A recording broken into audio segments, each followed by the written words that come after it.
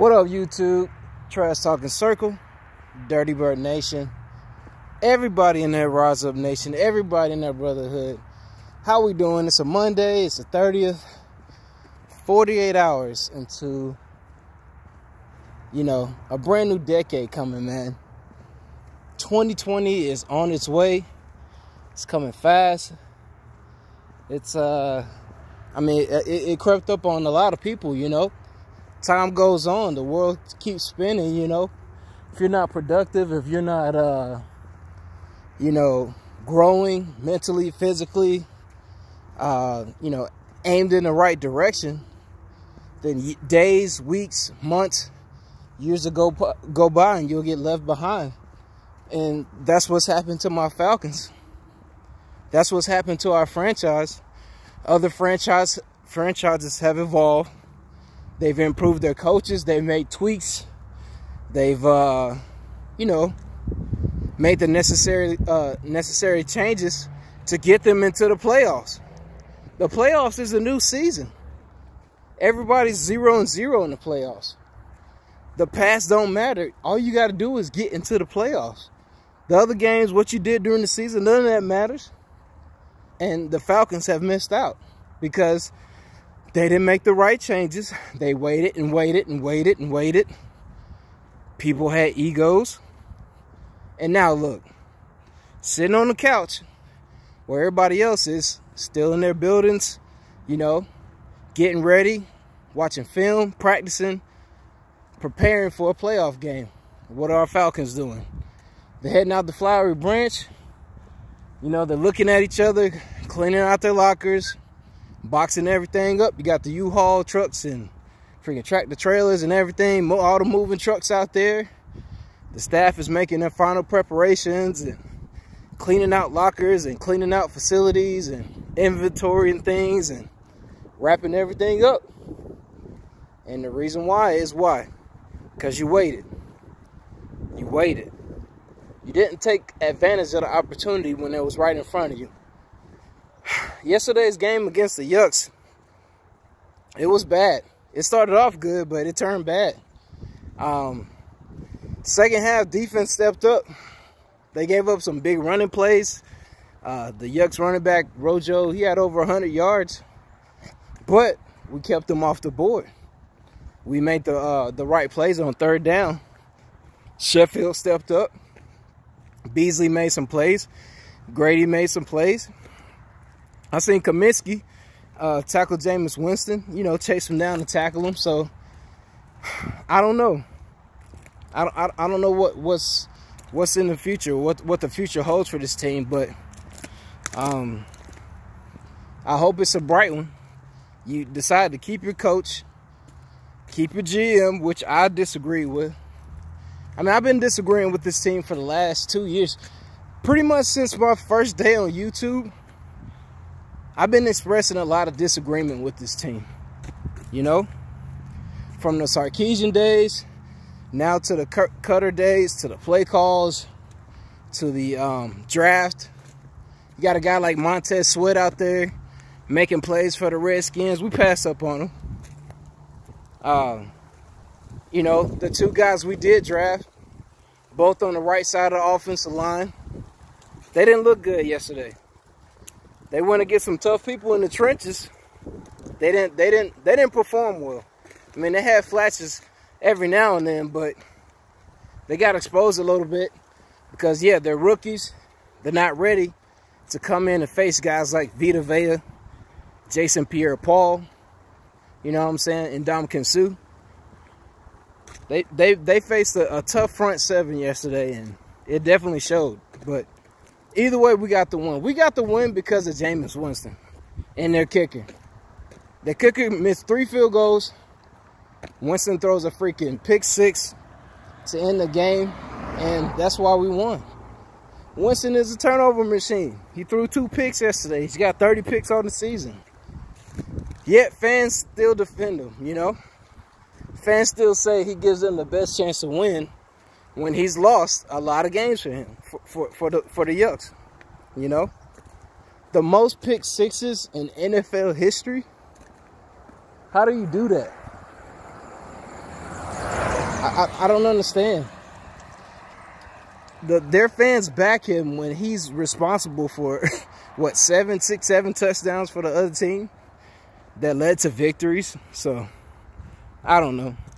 I just think they're defending him because they had a third-place season. They weren't, 5-11 in the basement, things like that. That's why they defended him. They don't feel like nobody else can come in and run the offense the way Winston does. And he put up 5,000 yards, and, he had, all these stats. And, according to him, well, if you look at my stats, I'm balling. Yeah, you balling on your stats, but, you threw 30 interceptions. You gave the other team the ball 30 times. In 16 games, you threw 30 interceptions. That's just ridiculous. But according to the Yucks fans, he deserves $30 million, and they're gonna keep him, and blah blah blah. So whatever, man. If you think he gives you the best chance to win, keep him. The other video I made prior to this one about the dumb decisions that Quinn made. Yeah, he made some dumb decisions that game. Quinn and freaking Pete Carroll can't manage, like, I don't know what it is, but inside the fourth quarter, under 2 minutes left, or even just the fourth quarter alone, they get too excited and they can't manage a game. Their time management skills, as far as getting players on the field, calling plays, staying organized in the heat of battle, they can't do it. I don't know what it is. I think they just get too excited, too flustered. There's too many things going on for them to handle. But that's the time where you have to focus the most. It's in crunch time. That's the time where you have to be organized and plan ahead and say, okay, if we accomplish our goal, then this is what we do. If we don't accomplish our goal, this is what we do. And we might have, a plan C or a plan D just in case things get a little crazy. That's what you do. You don't freak out when, the crap hits the fan. You know what I'm saying? You don't freak out and put Marshawn Lynch on the field and then take him off and then get a delay a game penalty on the 1 yard line. I don't understand, but anyway, season's over. Pudats are going to the playoffs and play Minnesota. Other teams will, line up and play, and we'll be sitting on the couch waiting because we decided not to start off with the proper amount of energy and focus to win in the beginning. And then when we were 1-3, 1-4, we decided, well, we're probably not going to catch the Pudats. We're probably not going to get a playoff berth, so let's just, continue to do the same things that we're doing, not make any changes. And next thing you know, we're 1-7. So that's the story of the freaking Dirty Birds this year. They decide not to make changes, not to do what's necessary to get wins, and wait till we're 1-7 to do something drastic, So the Sergeant AR-10 signing out. Just want to say what's up to all the followers out there. If this is your first time watching the vid, man, hit the sub button, sub me up. I'm always talking about the Dirty Birds, It's coming from the heart. I don't rehearse anything. I just freaking grab my phone and hit record, you know what I'm saying? So, just taking a quick little neighborhood stroll. Got my pack on today. Got about 15 pounds in the pack. Just walking around, get some exercise today. And I'll probably lift weights this afternoon. So, yeah, just out here kicking it. Talking about my birds. Talking about the things we should do. The things we didn't do. You know what I'm saying? To have success. But it's just my opinion. Everybody's got their own opinion. Everybody's got their own way of dealing with loss, tragedy, disappointment. 3 things that I dealt with for freaking what, 4 months out of the year. September, October, November, December. Repping these Dirty Birds, talking about the Dirty Birds. So, anyway, Sergeant AR-10, I'm about to get out of here. Have a great new year. Be safe. And I'll get with y'all later and update y'all on what's going on with both the Dirty Birds, Georgia Bulldogs. I'll be talking about the Braves too. I work for the organization.